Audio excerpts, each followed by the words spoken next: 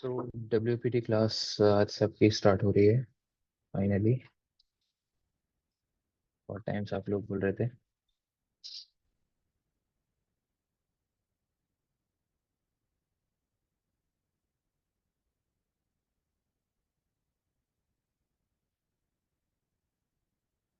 चलिए कंटिन्यू करते हैं आज से हम लोग उसके साथ WPT के साथ। तो सबसे पहले आप लोगों ने अभी तक क्या चीज़ें पढ़ ली हैं? कुछ आप लोग ऑलरेडी लेके आ चुके हो क्लासेस। तो कितना आप लोगों ने एक्सप्लोर करा था? क्या क्या चीज़ें कराई थी आप लोगों को, वो मुझे बताइए पहले आप लोग।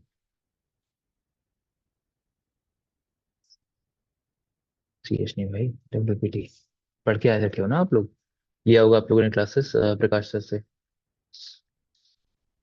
ज्वाइन तो थे सारे ग्रुप में आप लोग। क्या देखा?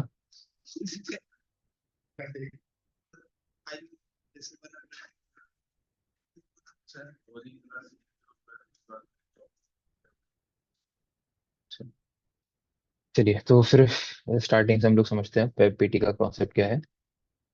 तो सबसे पहले आप लोग VAPT समझ लीजिए। VAPT मैंने CH में भी बताया था आप लोगों को, क्या होता है बताइए। VAPT का मतलब क्या होता है? एंड पेनिट्रेशन टेस्टिंग, दोनों में डिफरेंस क्या होता है VA और PT में?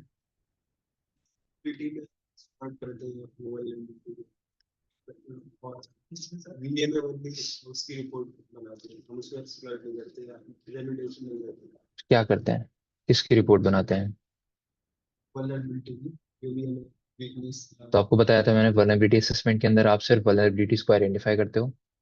इस प्रोसेस के अंदर सिर्फ आइडेंटिफाई करके कंपनी को रिपोर्ट कर दिया जाता है। और अगर VAPT कंबाइंड वे में परफॉर्म किया जा रहा है तो आपको वल्नरेबिलिटी को आइडेंटिफाई भी करना है और उसको फिर एक्सप्लॉइट भी करना है कि किस किस पॉसिबल वे से आप उस वल्नरेबिलिटी का एडवांटेज लेके सिस्टम को एक्सेस कर सकते हैं। तो वो कंबाइंड वे में क्या कहलाता है, VAPT। तो यहाँ पर आप वल्नरेबिलिटीज आइडेंटिफाई करना ही नहीं, उसको एक्सप्लॉइट करना भी सीखेंगे कि कौन कौन सी पॉपुलर वल्नरेबिलिटीज हैं, उनको ढूंढना कैसे है और उनको एक्सप्लॉइट कैसे करना है। तो वो दोनों चीजें यहाँ पर कवर की जाएंगी VAPT के अंदर। ठीक है। अब VAPT के अंदर जैसे दो बहुत पॉपुलर डोमेन हैं। जैसे पहला है आपका network penetration testing and second क्या है, वेब एप्लीकेशन पेनिट्रेशन टेस्टिंग। तो दोनों के लिए PT परफॉर्म किया जाता है। इसके अलावा और भी हैं, जैसे मोबाइल PT आ जाता है, या क्लाउड PT अभी पॉपुलर चल रहा है, धीरे धीरे मतलब ग्रो कर रहा है। आगे आने वाले टाइम में AIPT आ जाएगा, ऐसे करके बहुत सारी चीजें आएंगी, है ना। तो पेनिट्रेशन टेस्टिंग हर एक डिजिटल एसेट को, हर एक IT इंफ्रास्ट्रक्चर को टेस्ट करने के लिए एक प्रोसेस होता है। तो ये उसी के अकॉर्डिंग है कि आप किस एसेट को टेस्ट कर रहे हो। नेटवर्क को टेस्ट कर रहे हो, मतलब नेटवर्क के अंदर जो सर्वर्स हैं उनके ऊपर टेस्टिंग कर रहे हो, PCs हैं, नॉर्मल सिस्टम्स वगैरह हैं, उनको आप टेस्ट कर रहे हो। तो वो नेटवर्क PT कहलाता है, जहाँ पर आपको नेटवर्क में, चाहे वो विंडोज ऑपरेटिंग सिस्टम हो, लिनक्स ऑपरेटिंग सिस्टम हो, मैक हो, किस तरीके का ऑपरेटिंग सिस्टम के अंदर आप एक्सेस लेने का ट्राई कर रहे हैं, वो सब कुछ किसके अंदर आता है, नेटवर्क PT। तो यहाँ पर आप उन सिस्टम्स की वल्नरेबिलिटीज, उनके सिस्टम को एक्सप्लॉइट करके फिर उसके अंदर घुसने के बाद उसमें प्रिविलेज एस्केलेशन, पिवटिंग, ऐसे बहुत सारी चीजें आती हैं। तो वो सारा कुछ कॉन्सेप्ट किसके अंदर आता है, नेटवर्क पेनिट्रेशन टेस्टिंग के अंदर, जिसका स्कोप है। बट सबसे ज्यादा स्कोप किसका है इस समय, वेब PT का। WAPT का सबसे ज्यादा स्कोप है। तो क्या है WAPT, web application penetration testing, जहां पर आपको वेबसाइट्स में बग आइडेंटिफाई करना निकाला सिखाया जाता है कि वेबसाइट्स में वल्नरेबिलिटीज कैसे आइडेंटिफाई करना है, उनको एक्सप्लॉइट कैसे करना है, वो सारी चीजें आप वेब एप्लीकेशन पेनिट्रेशन टेस्टिंग में सीखते हैं। ठीक है। क्योंकि वेबसाइट वल्नरेबल होती हैं, आप लोगों ने CH में बहुत सारी वल्नरेबिलिटीज पढ़ी थी, मैंने बताया था आपको। 10 10+ वल्नरेबिलिटीज बताई होंगी कम से कम। तो उन वल्नरेबिलिटीज के बारे में पढ़ा था आप लोगों ने, लेकिन उनको डीप नहीं, हम लोगों ने एक्सप्लॉइट करना नहीं सीखा था, क्योंकि मैंने बताया था वो चीज़ें CH में नहीं कवर है, वो चीज़ें वेब PT में कवर होंगी। तो वो सारे कॉन्सेप्ट अब आप यहाँ पे डिटेल में, डीप में पढ़ोगे, उनके सारे स्टेप्स, कैसे हर एक वल्नरेबिलिटी को आइडेंटिफाई करना है और एक्सप्लॉइट करना है। समझ आया? तो सबसे पहले प्रैक्टिकल और वो सब चीज़ें स्टार्ट करने से पहले आप लोग सबसे पहले ये याद रखिए कि प्रोसेस क्या होता है इसका, VAPT परफॉर्म करने का मेथोडोलॉजी क्या है, प्रोसेस क्या है जो प्रोफेशनल वे में किया जाता है। तो उस VAPT का प्रोसेस क्या है या मेथोडोलॉजी आप करके लिख लीजिए। जैसे आपको एथिकल हैकिंग की मेथोडोलॉजी पता है, कैसे कैसे किया जाता है एथिकल हैकिंग?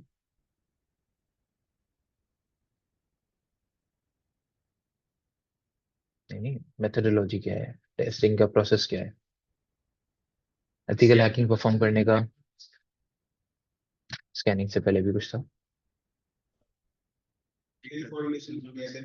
इंफॉर्मेशन गैदरिंग था, पहले रिकॉनेसेंस था, फिर स्कैनिंग था, गेनिंग एक्सेस, मेंटेनिंग एक्सेस और कवरिंग ट्रैक। वो मेथोडोलॉजी किसकी थी? एथिकल हैकिंग परफॉर्म करने की। वीएपीटी की उसी से सिमिलर मेथोडोलॉजी है, बट थोड़ी चीजें डिफरेंट होंगी यहाँ पर, ठीक है। और खासकर अभी हम लोग जो मेथोडोलॉजी की बात कर रहे हैं वो वेब से रिलेटेड है। तो मैं यहाँ पे वेब से रिलेटेड जो मेथोडोलॉजी, क्योंकि वेब की मेथोडोलॉजी और फिर सर्वर्स की या नेटवर्क की मेथोडोलॉजी डिफरेंट होती है, थोड़ी बहुत चीजें उसमें भी डिफरेंट हो जाती हैं, ठीक है। तो अभी हम लोग फोकस कहाँ पे कर रहे हैं? सिर्फ वेब की मेथोडोलॉजी समझने में, कि वेब एप्लीकेशन पे टेस्टिंग कैसे की जाती है। तो सबसे पहला फेज यहाँ पर आपके पास आ जाता है इंफॉर्मेशन गैदरिंग या रिकॉनेसेंस।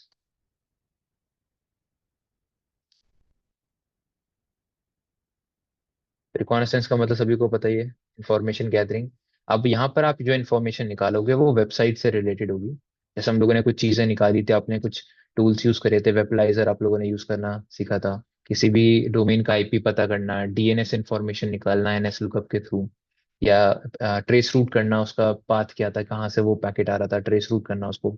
इसके अलावा आप सब डोमेन्स एनुमरेट करते हो कि किस वेबसाइट के क्या क्या सब डोमेन्स हैं। वो चीजें आप लोग कवर कर चुके हैं सीएच के अंदर ही, राइट। तो वो सारा पार्ट किसके अंदर आता है? रिकॉनेसेंस के अंदर आता है। रिकॉनेसेंस मतलब जहां पर आप वेबसाइट से रिलेटेड इंफॉर्मेशन निकालते हैं, उसके सब डायरेक्टरीज को एनुमरेट करते हैं, है ना। आपको मैंने गोबस्टर यूज करना सिखाया था, डायरेक्टरी ब्रूट फोर्स की जाती है। कुछ टूल्स हमने यूज करे थे, वेबलाइजर यूज करना बताया था, जो वेबसाइट्स की टेक्नोलॉजी। तो ये जो टूल्स हैं वो आपको इन्फॉर्मेशन लेवल की इन्फॉर्मेशन दे देते हैं, कि ये निकाल के दे देगा जो कहीं ना कहीं बाद में काम आएगी। आप जब टेक्नोलॉजीज आपको आज पता चल रही है, टेक्नोलॉजीज हो सकता है इन फ्यूचर जब आप उन वल्नरेबिलिटीज को आइडेंटिफाई कर रहे होगे, तब कहीं ना कहीं आ जाएगी, पता चलेगा कि ऑपरेटिंग सिस्टम कौन, उस पे प्रोग्रामिंग लैंग कर रही है, किन कौन कौन सी लाइब्रेरीज, वो सारी चीजें पता करने के लिए हेल्प करता है। तो ऐसे कुछ से कुछ मेथडोलॉजी। अच्छा, इसी से और होती है जो मैं यहाँ पे रह गया, ये फेज आपका सेकंड हो जाएगा। बीएपीटी है, हम लोग प्रोफेशनल एक मेथड, फर्स्ट स्टेप इस मेथडोलॉजी में क्या हो, प्री है उसको। प्री एंगेजमेंट का मतलब क्या हुआ? कि आप एंगेज होने से पहले मीटिंग करते हैं, डिस्कशन करते हैं। वो सारी चीजें किसके अंदर आ जाती हैं? प्री एंगेजमेंट के अंदर। ऐसा तो नहीं कि डायरेक्टली मैं किसी भी कोई क्लाइंट के साथ, क्लाइंट ने बोला कि वीएपीटी परफॉर्म करनी है, हम तैयार हो गए सारे टूल्स लेके। तो ऐसा तो नहीं होता। आप मीटिंग करते हो, आप डॉक्यूमेंट करते हो, सारी चीज़ों को लिखते हो। तो वो सारा कुछ किसके अंदर आ जाता है? वो अपनी रिक्वायरमेंट्स बताता है कि क्या क्या करना है, क्या क्या नहीं करना है, क्या इन स्कोप है, क्या आउट ऑफ स्कोप है। तो वो सारी चीज़ें किसके अंदर आ जाती हैं? प्री के अंदर आती है। तो प्री एंगेजमेंट फेज में मीटिंग करते हो क्लाइंट के साथ, आप डॉक्यूमेंट करते हो, कुछ डॉक्यूमेंट्स भी हम लोग क्रिएट करते हैं, जिसमें से पॉपुलर डॉक्यूमेंट्स के नाम लिख सकते हैं आप लोग, लिख लीजिए ROE। जैसे पहला होता है रूल्स ऑफ एंगेजमेंट,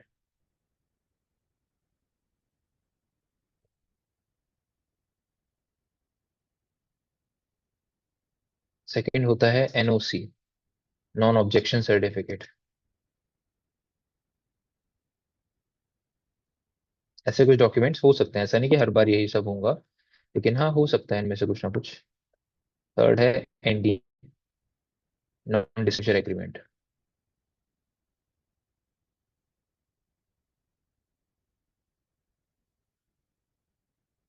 क्या मतलब होगा इन डॉक्यूमेंट्स का, बताइए। नाम से क्या पता चल रहा है? ROE, NOC और NDA।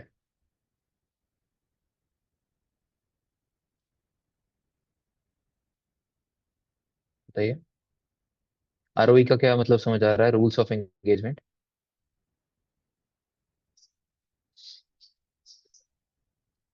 मतलब देखो, जो भी आपने जो भी चीज इस प्री एंगेजमेंट फेज में आप करोगे, आपने स्कोप डिफाइन किया, कौन से टूल्स यूज करने हैं, किस टाइम टेस्टिंग करनी है, कितने लोग टेस्टिंग करेंगे, किसको रिपोर्ट करना है, किसको नहीं करना है रिपोर्ट, रिपोर्ट में क्या क्या चीजें मेंशन करनी है, VA करना है या PT करना है, ब्लैक बॉक्स टेस्टिंग करनी है, ग्रे बॉक्स करनी है, व्हाइट बॉक्स करनी है, अलग अलग एक्सटर्नल करनी है, इंटरनल करनी है। बहुत अलग अलग चीजें डिस्कस की जाती हैं कंपनियों के बीच में। तो वो सब कुछ किसके अंदर लिखा जाता है, डॉक्यूमेंट किया जाता है, जो एक एक चीज उन लोग कंपनियों ने डिस्कस करी है, जो इनके बीच में अंडरस्टैंडिंग हुई है, वो सब कुछ किसके अंदर लिखा जा सकता है? ROE के अंदर, ठीक है। तो ये कहलाएगा आपका रूल्स ऑफ एंगेजमेंट। अब एनओसी का क्या काम है? एनओसी नाम से क्या बता रहा है कि नॉन ऑब्जेक्शन सर्टिफिकेट है। ऑब्जेक्शन किसको होगा वीएपीटी परफॉर्म करने का? क्लाइंट को। जिसके ऊपर आप पीटी परफॉर्म कर रहे हो उसको ऑब्जेक्शन होगा। तो इन फ्यूचर वो आपको ऐसा ना बोले, या एंगेजमेंट के ड्यूरेशन में भी वो आपको ऐसा ना बोले कि आप हम पे अटैक परफॉर्म कर रहे हैं।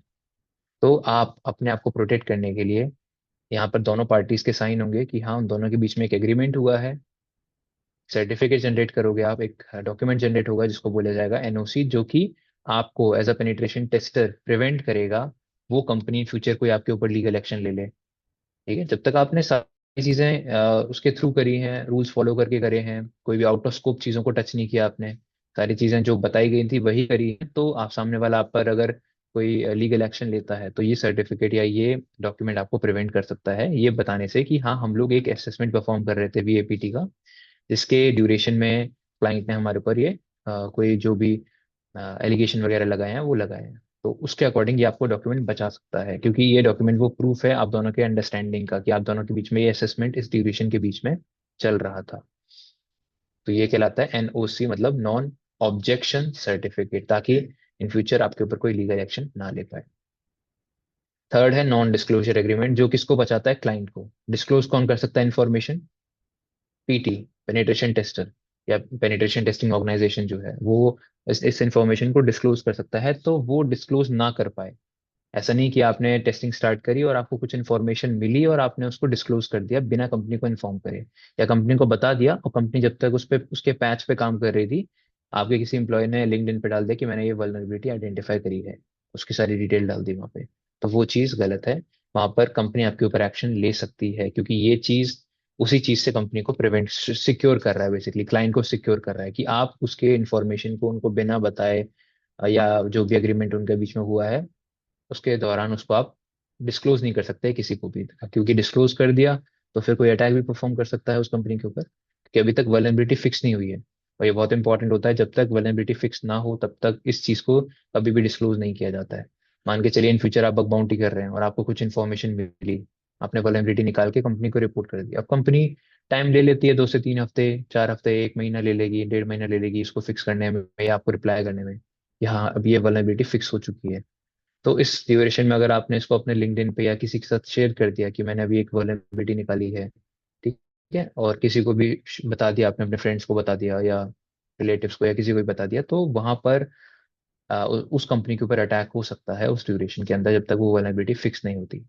इसीलिए ये चीज आपकी कंपनी को, मतलब जिसको जो क्लाइंट है उसको प्रिवेंट करता है आने वाले टाइम में कोई उसके ऊपर, मतलब उसके इन्फॉर्मेशन को डिस्क्लोज ना करते उनके बिना बताए। ठीक है, तो वो कहलाता है एनडीए, मतलब नॉन डिस्क्लोजर एग्रीमेंट।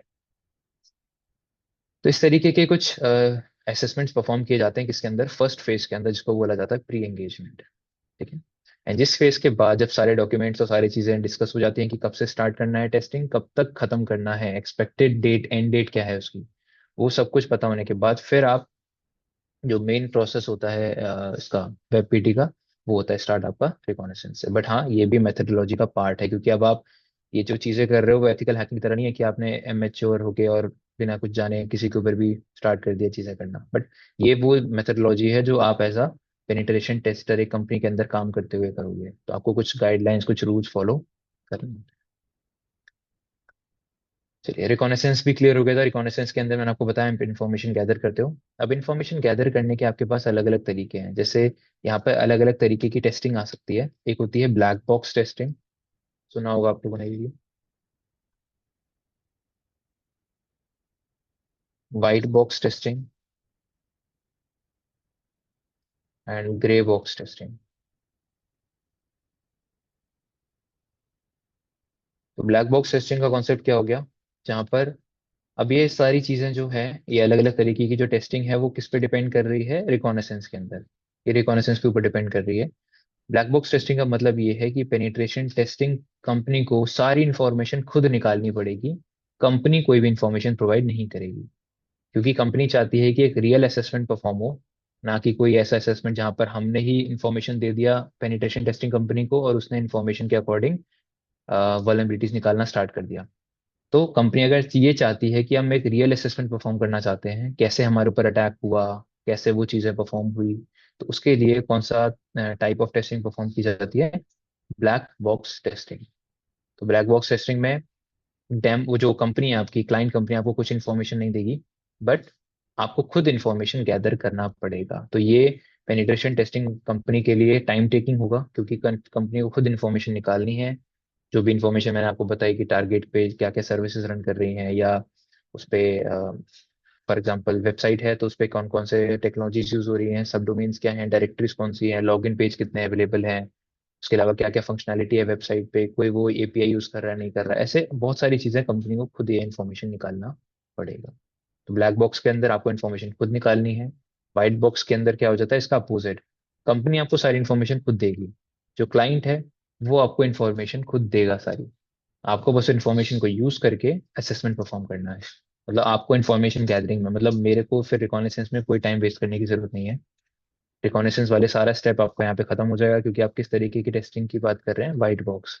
थोड़ी बहुत अगर इन्फॉर्मेशन हुई तो एक आधा निकाल लिया, बट हाँ maximum majority of information company आपको प्रोवाइड कर देती है। वो कहलाता है वाइट बॉक्स टेस्टिंग।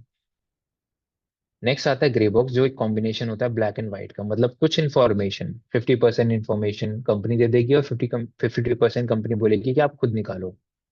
खुद आपको बोलेगी कि आप निकालो। एक होता है कि पेनिट्रेशन टेस्टर खुद निकाल रहा है कुछ इन्फॉर्मेशन, मतलब जैसे आप कुछ असेसमेंट परफॉर्म कर रहे हो और आपको कुछ स्पेसिफिक वल्नरेबिलिटी मिली, तो आपने इन्फॉर्मेशन निकालना फिर उसके अकॉर्डिंग स्टार्ट कर दिया। वो इसमें इसके अंदर कहीं पे भी काउंट नहीं हो रहा है, वो आपका खुद का काम है। बट जो चीज असेसमेंट में लिखी जाती है कि हम ये इन्फॉर्मेशन आपको दे रहे हैं, इन डॉक्यूमेंट्स में आरओई में लिखा होगा कि ये इन्फॉर्मेशन कंपनी ने दी है हमें, और ये इन्फॉर्मेशन कंपनी ने बोला है हम खुद निकालना चाहते हैं, हम खुद निकालेंगे। तो वो होता है grey box testing. White box में क्या होगा, कंपनी हमें इन्फॉर्मेशन दे देगी कि ये सारी इन्फॉर्मेशन है, अगर आपको कुछ चाहिए है तो आप अभी बता दो, अगर एडिशनली कुछ चाहिए आपको इनिशियली तो आप बता दो।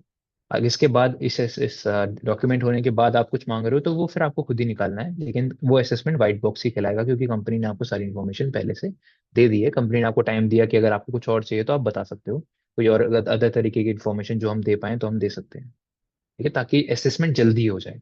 कुछ कंपनियों को जल्दी कराना होता है असेसमेंट, तो असेसमेंट जल्दी कराने के लिए वो व्हाइट बॉक्स टेस्टिंग का यूज करते हैं, जो कि कम कॉस्टली भी पड़ता है उनको फिर। व्हाइट बॉक्स टेस्टिंग, अगर आप सोचो कि इसमें सबसे ज्यादा कॉस्टली कौन सा होगा, ब्लैक बॉक्स, क्योंकि वहां पर पेनिट्रेशन टेस्टर को ही सारी इन्फॉर्मेशन निकालनी पड़ रही है। व्हाइट बॉक्स सबसे ज्यादा कॉस्ट एफिशिएंट होगा, और थर्ड ग्रे बॉक्स, जो कि मीडियम लेवल पे होगा, कि भाई ये थोड़ा बीच में होगा कहीं ना उसका प्राइस वगैरह। ठीक है, तो ये जो भी आपको चाहिए व्हाइट बॉक्स में, आपको आईपी एड्रेस चाहिए, डोमेन नेम चाहिए, सब डोमेन चाहिए, टेक्नोलॉजीज क्या क्या यूज हो रही है, उसके वर्जन क्या है, जो चीज़ आपको चाहिए है और जो कंपनी दे सकती है, वो सारी इन्फॉर्मेशन आपको। कभी कभी कंपनी आपको क्रेडेंशियल्स भी देती है कि आपको, हमने एक अकाउंट आपका बना रखा है टेस्टिंग के लिए, उसको ये कुछ प्रिविलेजेस दे रखे हैं, अब इस अकाउंट के अकॉर्डिंग आप कुछ ऐसी वल्नरेबिलिटीज, जैसे ब्रोकन ऑथेंटिकेशन वाली वल्नरेबिलिटीज होती हैं, वो आपको अकाउंट के बाद ही मिलती है। ब्रोकन एक्सेस कंट्रोल हो गया, वो अकाउंट एक्सेस करने के बाद ही मिल पाती है। जब तक आपका उस वेबसाइट पे अकाउंट नहीं होगा तब तक आप उन वल्नरेबिलिटीज को टेस्ट नहीं कर पाओगे। तो ऐसी कुछ चीजें कंपनी आपको दे देती है, वो आपको खुद नहीं करना पड़ता। तो वो सब कुछ आता है व्हाइट बॉक्स के अंदर, जहाँ पे कंपनी आपको इन्फॉर्मेशन दे रही है सारी। तो ये समझ आया आप लोगों को रिकॉग्निसेंस का कॉन्सेप्ट? ठीक है। थर्ड फेज आता था, अब यहाँ पर आपको पोर्ट स्कैनिंग वगैरह परफॉर्म करने की कोई जरूरत नहीं पड़ती है, क्योंकि यहाँ पर हम वेबसाइट को टेस्ट कर रहे हैं। वेबसाइट आपके सामने है।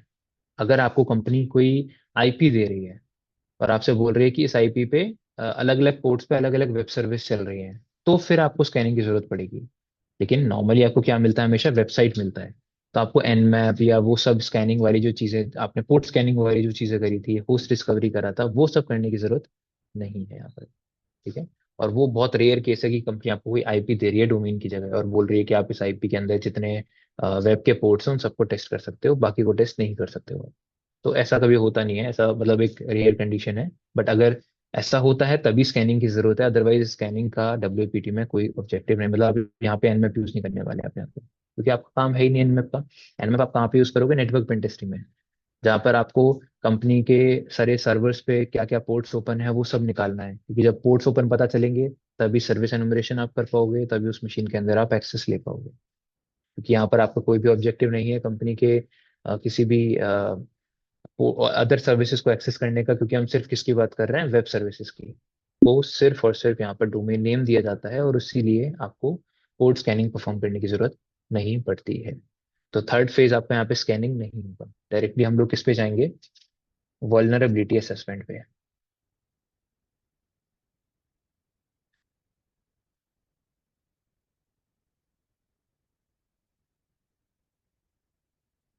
आप यहाँ पे क्या करेंगे, इस फेज के अंदर आप वल्नरेबिलिटीज आइडेंटिफाई करना स्टार्ट करोगे अपने टारगेट मशीन, टारगेट वेबसाइट पर।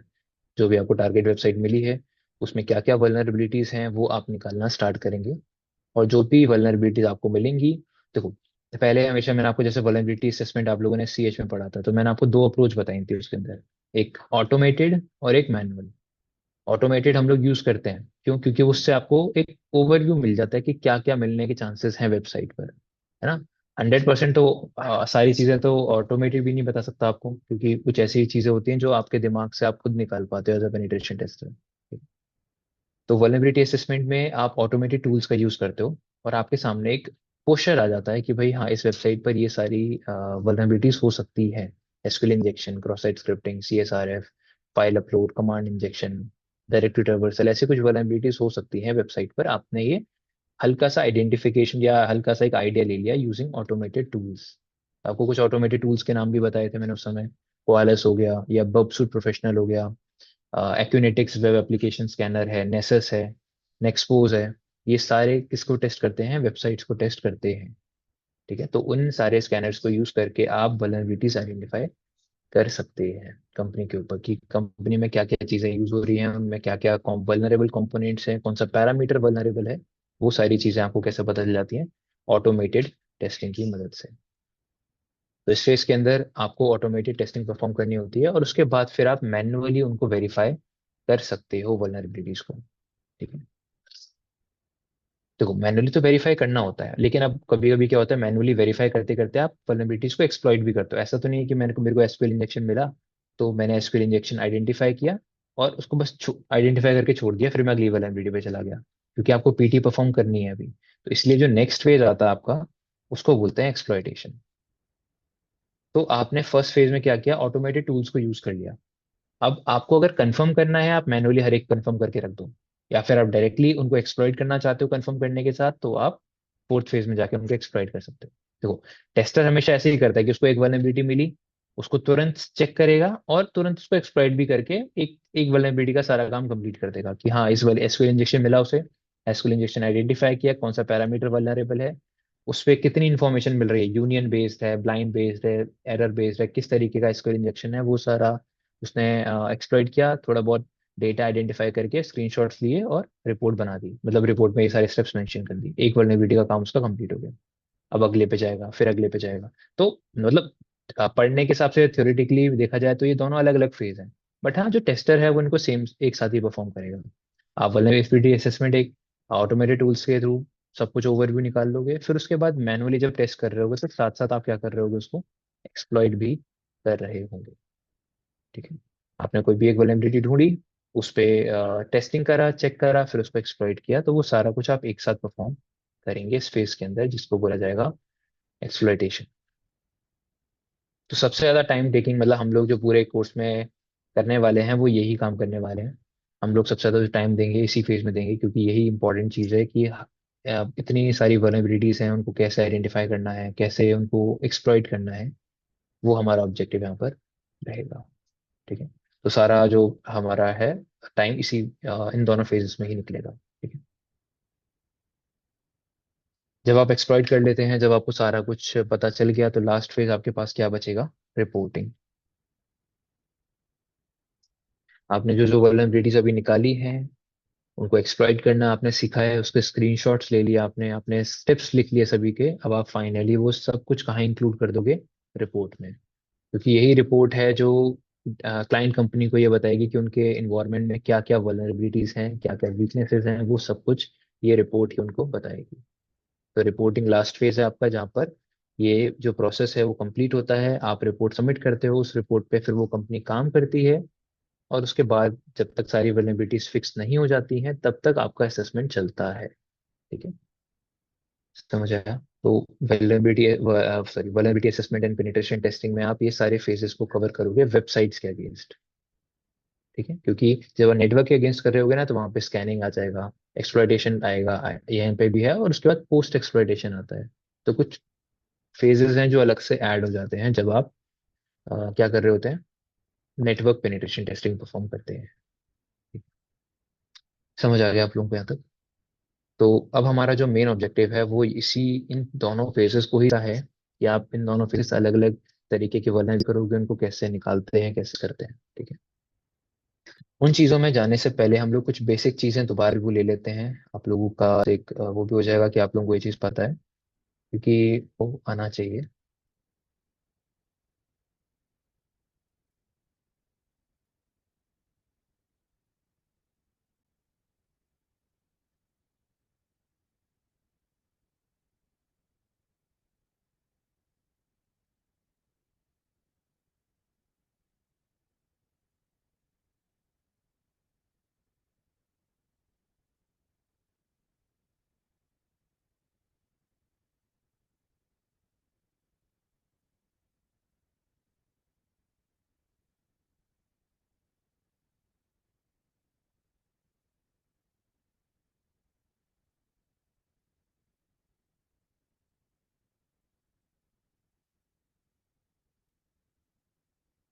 अब यहाँ पे क्या क्या चीजें हुई हैं, आप लोग बताइए। सबसे पहले तो क्या आ गया, इसको बोलते हैं स्कीमा या स्कीम बोलते हैं, बेसिकली SCHEME। स्कीम मतलब आपका HTTP प्रोटोकॉल यूज हो रहा है या HTTPS प्रोटोकॉल यूज हो रहा है। तो जो भी प्रोटोकॉल आप यहाँ पर लिखेंगे कि हाँ, अपने ब्राउजर को आपको बताना पड़ेगा कि हम किस तरीके की रिक्वेस्ट आगे फॉरवर्ड कर रहे हैं। HTTP करोगे तो वो नॉर्मली पोर्ट 80 की तरफ जाएगी, HTTPS करेंगे तो वो पोर्ट 443 की तरफ जाएगी। ठीक है, उसके बाद ये क्या लिखा हुआ है, ABC सब डोमेन है उसका। किसका सब डोमेन है ये, example.com का। तो example.com यहाँ पर आपका डोमेन नेम है, और ABC यहाँ पर आपका क्या है, सब डोमेन है। ठीक है, तो जहाँ पर ये जो .com है इसको अलग से क्या बोलते हैं, इसको क्या बोला जाता है, TLD, टॉप लेवल डोमेन। इसको क्या बोलते हैं आप, टॉप लेवल डोमेन। जैसे आपका .in हो गया, डॉट .com हो गया, .UK हो गया, .com, ऐसे करके बहुत सारे आपको मिल जाएंगे, .edu, AI आने लगा है आजकल, तो वो सारे .NET हो गया, इस तरीके के जितने भी हैं वो सारे क्या हैं, टॉप लेवल डोमेन कहलाते हैं। ठीक है, चलिए इसके बाद ये क्या लिखा हुआ है, पाथ। क्या मतलब, पाथ क्या है ये, पाथ तो है, ठीक है, वेब पेज। ये क्या है, फाइल यहाँ पर क्या है, एक वेब पेज है। और यहाँ पे अगर और भी बहुत सारी चीजें होंगे तो हाँ वो एक पाथ होगा जहाँ पर आपका एग्जैक्ट कंटेंट पड़ा हुआ है। ठीक है, तो यहाँ पर जो फाइल लिखा हुआ है वो क्या है, एक वेब पेज है। चलिए नेक्स्ट चीज क्या है, क्वेश्चन मार्क से हम क्या डिनोट करते हैं। क्वेश्चन मार्क के आगे क्या आता है हमेशा, पैरामीटर्स। तो ID, कितने पैरामीटर्स यूज हो रहे हैं यहाँ पे, देख लो अच्छे से।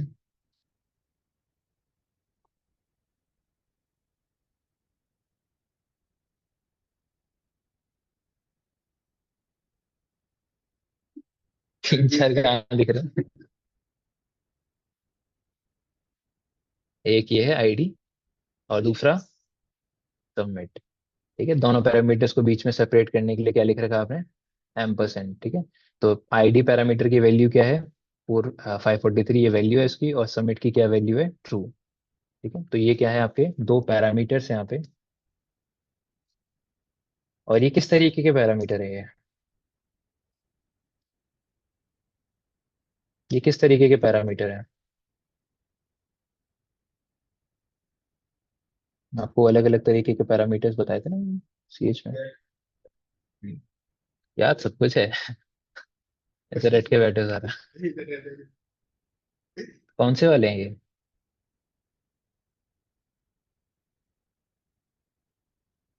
कौन से एड्रेस हैं बताइए, गेट है या पोस्ट है।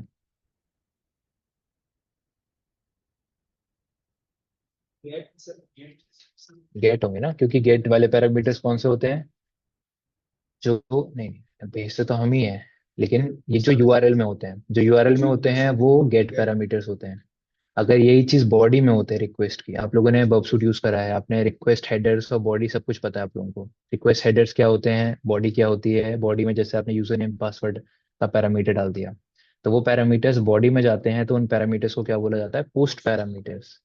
तो गेट पैरामीटर्स हमेशा यूआरएल पे होंगे, पोस्ट पैरामीटर्स बॉडी में होंगे, और तीसरे होते हैं हेडर पैरामीटर्स। हेडर पैरामीटर्स आपको हेडर्स में मिलते हैं।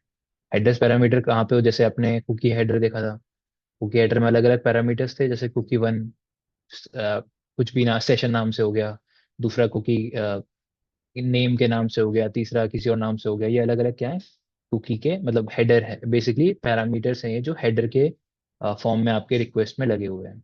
तो अलग अलग तरीके के पैरामीटर्स होते हैं, ये वाले जो एग्जांपल हैं वो गेट पैरामीटर्स का। ठीक है, उनके आगे पैरामीटर्स की वैल्यू लिखी हुई है, और उनको सेपरेट करने के लिए आप इसको यूज करते हैं। जैसे 3 से 3 पैरामीटर भी होंगे तब भी हम आगे जाके एक बार एम% लगा के थर्ड पैरामीटर डाल देंगे यहाँ पे। ठीक है, सारे पैरामीटर्स को सेपरेट करने के लिए क्या यूज किया जाता है, एम%। ये क्या लिखा हुआ है लास्ट में, बताइए क्या होता है ये।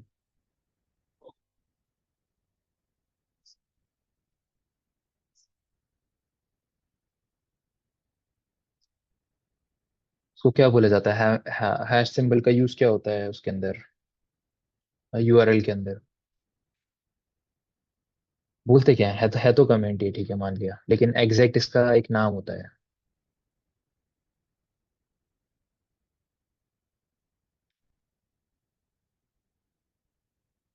उसको बोला जाता है यूआरएल फ्रेगमेंट।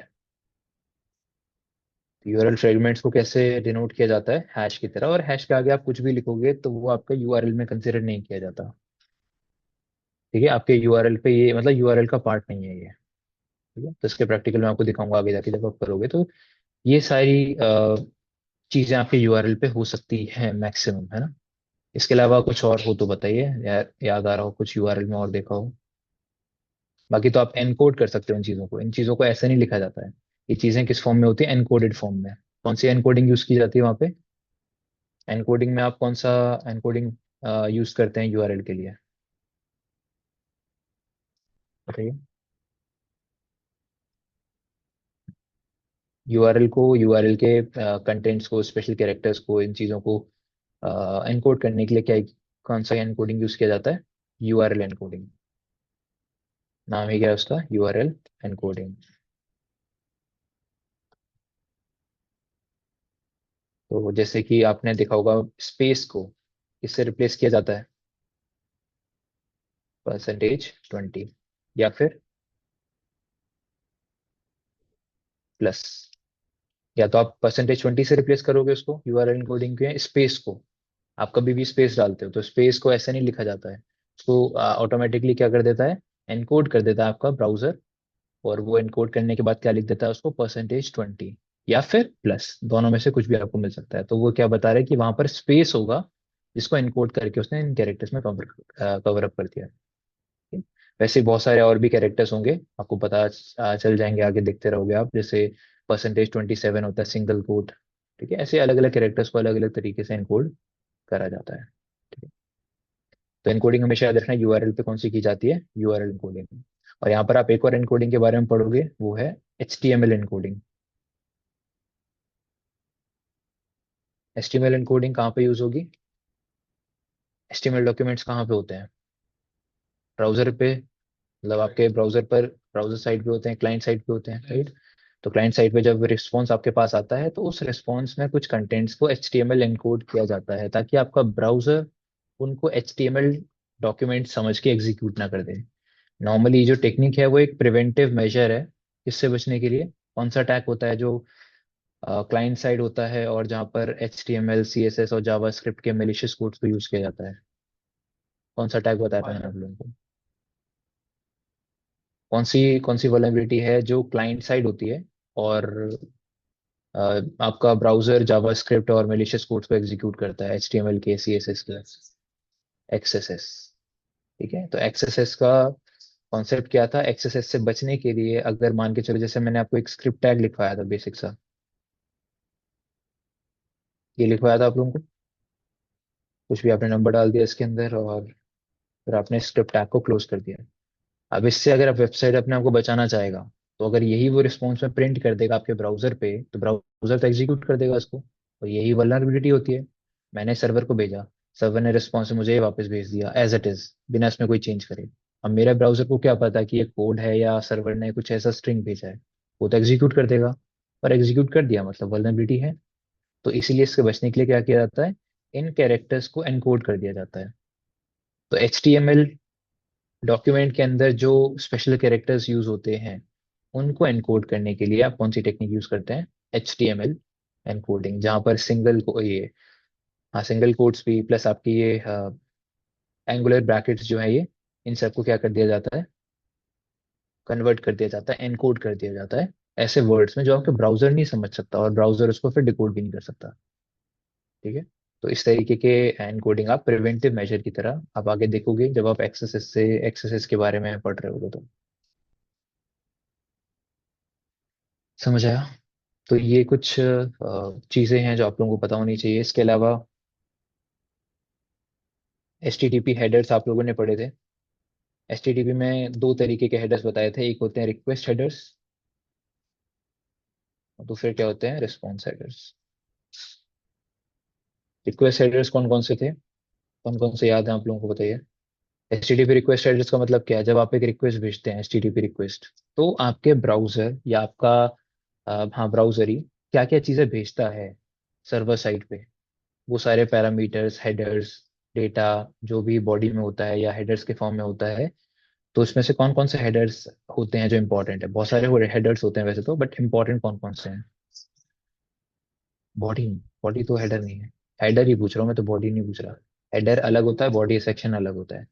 हेडर्स ऊपर वाला सेक्शन होता है, जैसे बॉक्सूट में आपने रिक्वेस्ट कैप्चर कर रखी है, तो जो ऊपर वाला सेक्शन आपको दिखता है जहाँ पे कुछ चीजें लिखी होती हैं, उसके आगे वैल्यूज होती हैं, वो सारे क्या होते हैं, हेडर्स। और उसके नीचे एक लाइन के स्पेस के बाद क्या होती है हमेशा, आपकी बॉडी। वैसी चीज रिस्पॉन्स में होती है, रिस्पॉन्स में भी हेडर्स होते हैं ऊपर, सबसे ऊपर लिखे हुए, फिर एक लाइन के स्पेस के बाद क्या होती है, बॉडी। तो अभी मैं रिक्वेस्ट हेडर्स की बात कर रहा हूँ। क्या कौन कौन से हेडर्स याद है आप लोगों को।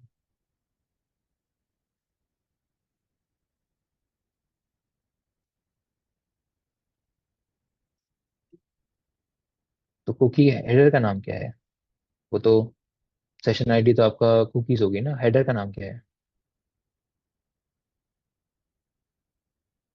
देखिए बहुत सारे हेडर्स हैं, तो आप उनमें से जो इंपॉर्टेंट है वो तो याद कर लीजिए। जैसे सबसे पहले आपके HTTP मेथड्स आते हैं। सबसे पहले रिक्वेस्ट में क्या लिखा होता है, HTTP मेथड। जैसे कि रिक्वेस्ट गेट है या पोस्ट है, ये दोनों, बट और भी होते हैं जैसे कि डिलीट, ऑप्शंस, हेड, ऐसे करके और भी हेडर्स होते हैं। नॉर्मली जो यूज किए जाते हैं, यूज करते हैं के लिए, जो काम के होते हैं, जो नॉर्मल हैं उस पे आपके बब सूट पे या ब्राउजर्स पे आप चेक करोगे तो कौन से होते हैं, गेट या पोस्ट। गेट मतलब आप कुछ मांगना चाह रहे हो वेबसाइट से, पोस्ट मतलब आप अभी भी कुछ मांग रहे हो बट आप कुछ प्रोवाइड भी कर रहे हो। User name password form fill कर दिया आपने एक, तो वो सब कुछ क्या होंगे, पोस्ट रिक्वेस्ट होगा। तो सबसे पहले क्या होता है, हेडर्स में आपका HTTP मेथड लिखा होता है ना सबसे ऊपर, गेट या पोस्ट कौन सी रिक्वेस्ट है ये। ठीक है। सेकंड, उसके बाद क्या होता है, रिसोर्स। उसके बाद होती है रिसोर्स हेडर, जहाँ पर ये लिखा होता है कि आप कौन सा वेब पेज एक्सेस करने का ट्राई कर रहे हो। ठीक है। जैसे मान के चलो मैं log in dot PHP access कर रहा हूँ, किसी वेबसाइट का log in dot PHP page में एक्सेस कर रहा हूँ, तो सबसे ऊपर क्या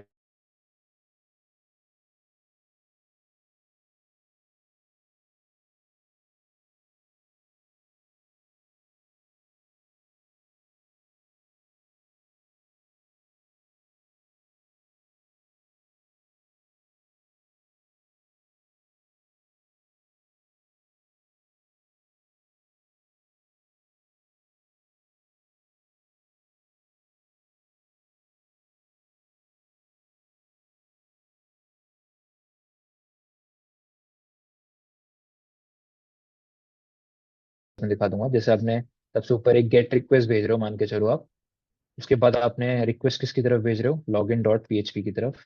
फिर क्या लिखा होता है, HTTP मेथड, ये HTTP का वर्जन जैसे 2.0 यूज कर रहा है। फिर अगली लाइन में होता है पोस्ट हेडर।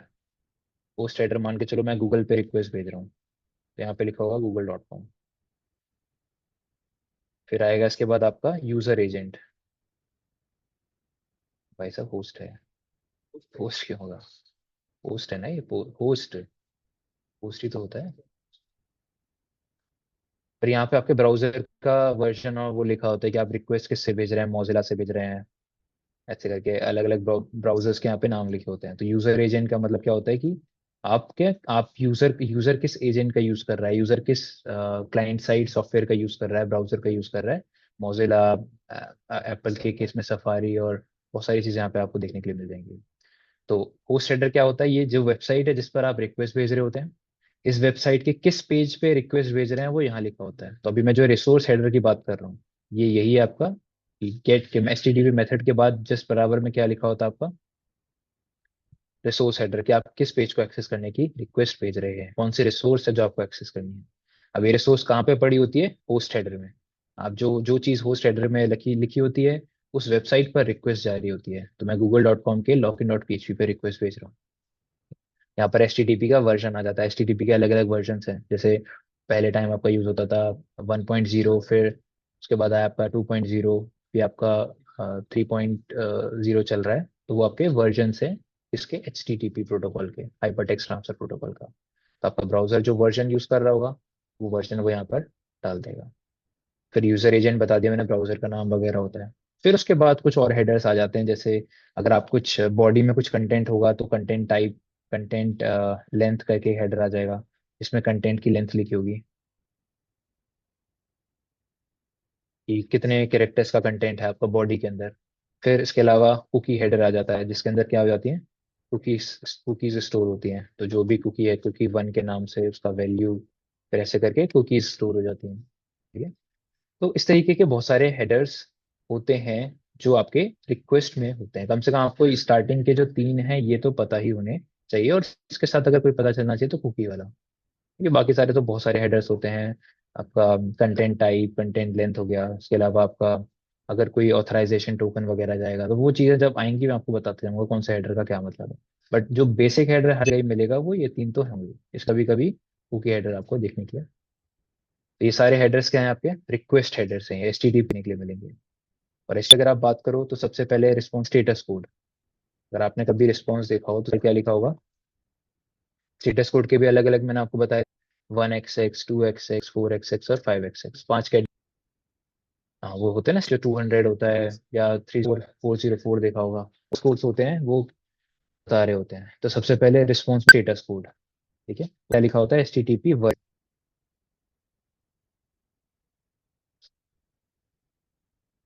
जैसे यहाँ पे लिखा हुआ है एच वर्जन, वैसे ही रिस्पॉन्स में भी क्या लिखा आता है? H T T P version.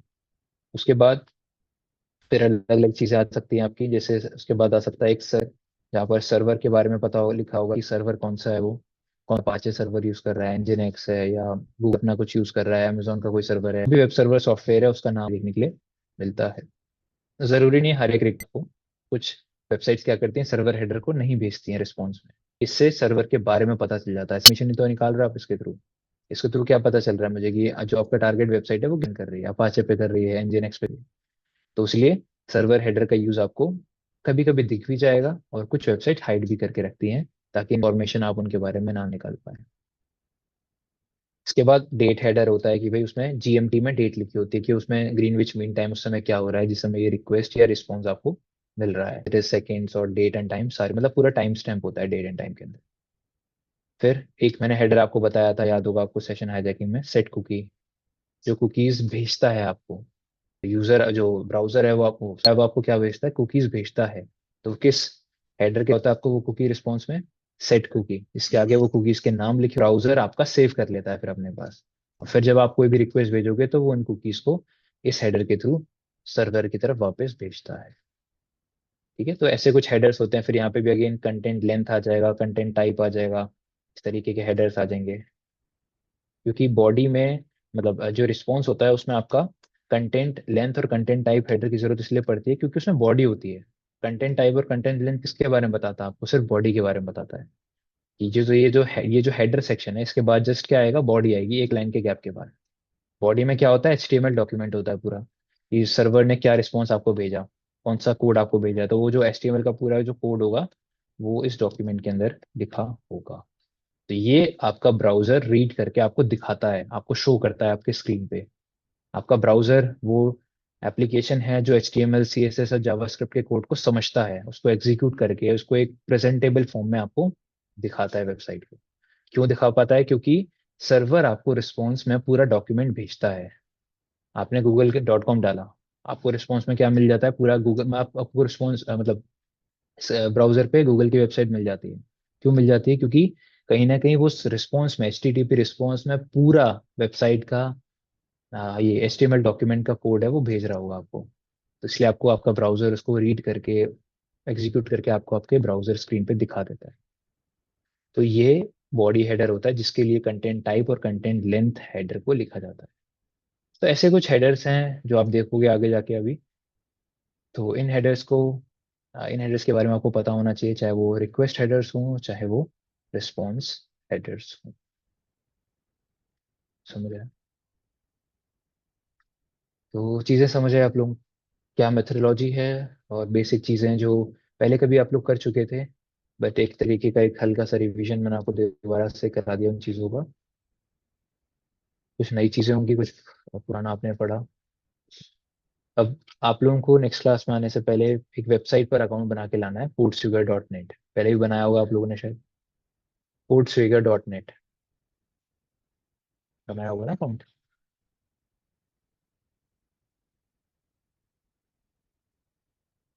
तो उस पर आप लोग अकाउंट बना लीजिए अपना। एंड उसके अकॉर्डिंग आपकी जो भी क्योंकि लैब्स हम लोग या जो भी कंटेंट पढ़ने वाला या जिसको फॉलो करेंगे वो पूरा पोर्ट्सुगर है, और पोर्ट्सुगर सबसे बेस्ट कंटेंट है वेब पीटी को एक्सप्लोर करने के लिए। बहुत यूनिक कंटेंट उसमें लिखा हुआ है, और उससे एडवांस्ड और यूनिक कंटेंट कहीं नहीं मिलेगा आपको पढ़ने के लिए, और पूरा फ्री है। एक भी चीज़ को एक्सेस करने के लिए, कुछ भी लैब या कुछ भी एक्सेस करना है, प्रैक्टिस करनी है, तो किसी चीज़ को पे करने की जरूरत नहीं है। सब कुछ क्या है, फ्री ऑफ कॉस्ट अवेलेबल है। और पोर्ट शुगर ये वो वेबसाइट है जिसने क्या बनाया है, बबसूट। या तो पोर्ट शुगर ये वो ऑर्गेनाइजेशन है जिसने क्या बनाया है, बबसूट बनाया है। तो बबसूट का जो क्रिएटर है उसी के वेबसाइट पे सारा कंटेंट पड़ा हुआ है अलग अलग वल्नरेबिलिटीज को एक्सप्लोर करने के लिए। तो हम लोग यूज करेंगे, तो आप लोग portsugar.net पे अपना अकाउंट बना लीजिएगा। इस तरीके की वेबसाइट है।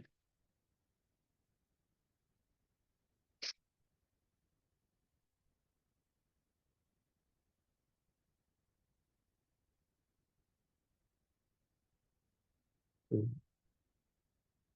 इस पे अकाउंट बना के लाइएगा आप लोग अपना।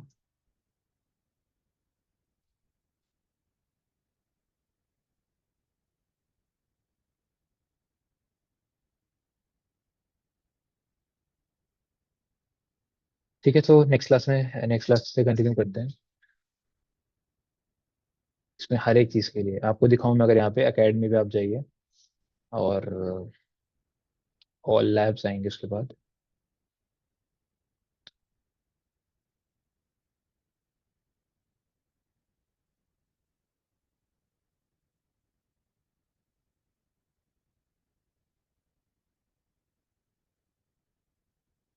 देखिए यहाँ पे आपको तीन तरह कैटेगरी देखने मिलेगी। सर्वर साइड टॉपिक्स, ये सारी सर्वर साइड वल्नरेबिलिटीज हैं जो आप कवर करोगे यहाँ पे।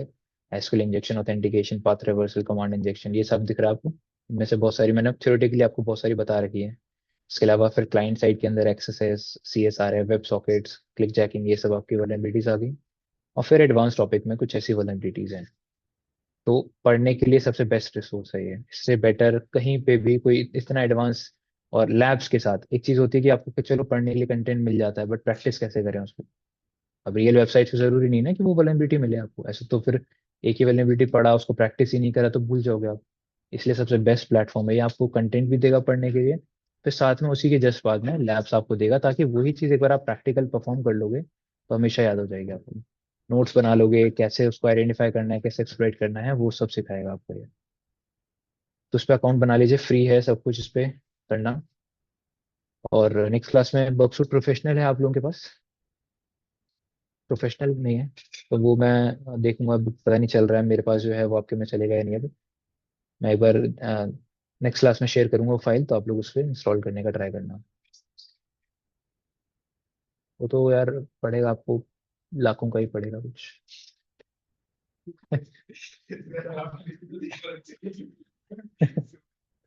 कंपनियों के लिए ठीक है।